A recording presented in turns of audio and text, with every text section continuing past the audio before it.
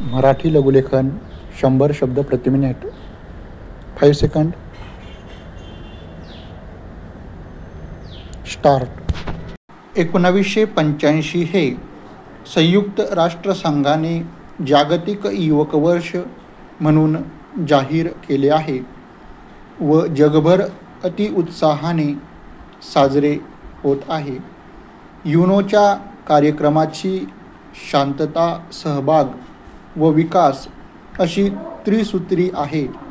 संभाव्य पुढील काही वर्षामध्ये देशोदेशीच्या आर्थिक वाटचाल, संरक्षण, बेरोजगारीचे वाढते प्रमाण तसेच दुष्काळाची शक्यता लक्षात घेऊन सुरक्षितता आणि राष्ट्र विकासातील युवकांचे महत्त्व जाणून 1985 हे आंतरराष्ट्रीय युवक वर्ष म्हणून संयुक्त राष्ट्रसंघाने जाहीर केले आहे.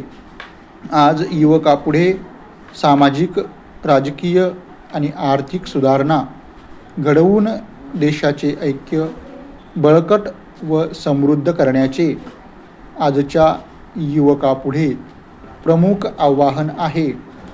राष्ट्रीय विकास आणि सामाजिक घडामोडी व परिवर्तन यासाठी देशामधील युवकशक्ती हा एक अत्यंत महत्त्वाचा घटक आहे. भारतात एकूण लोकसंख्येपैकी 31% लोकसंख्या हे युवक वर्षात मोडते. त्यामुळेच ही लोकसंख्या राष्ट्रीय प्रश्नाचा आणि भारतीय एकात्मतेच्या दृष्टीने अत्यंत महत्त्वाची व अत्यंत आवश्यक ठरते. सध्या युवक वर्षानिमित्त ठिकठिकाणी अनेक शैक्षणिक व सामाजिक, ग्रामीण विकास इत्यादी अनेक कार्यक्रम आयोजित केले जातात. परंतु हे सर्व कार्यक्रम प्रामुख्याने विद्यार्थ्यांसाठी असतात आणि यावरील कार्यक्रमामध्ये ग्रामीण युवकांचा अभाव आढळतो. आपली युवकशक्ती व युवक वर्ग हा जास्तीत जास्त ग्रामीण भागात आहे आणि ग्रामीण भागातील बहुतेक युवक हे अशिक्षित व निरक्षर आहेत.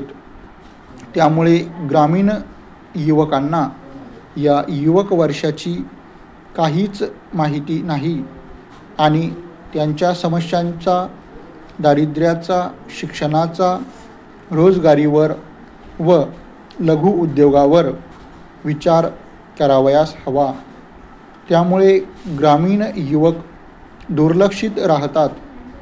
जर आपल्याला खरोखरच हे वर्ष जागतिक युवक वर्ष म्हणून साजरे करावयाचे असेल तर ग्रामीण व शहरी सुशिक्षित युवकांनी या अशिक्षित आणि दुर्लक्षिलेल्या युवकांमध्ये स्वतःचा आत्मविश्वास निर्माण केला पाहिजे आणि त्यांना राष्ट्राची प्रगतीत समाविष्ट करून घेतले पाहिजे.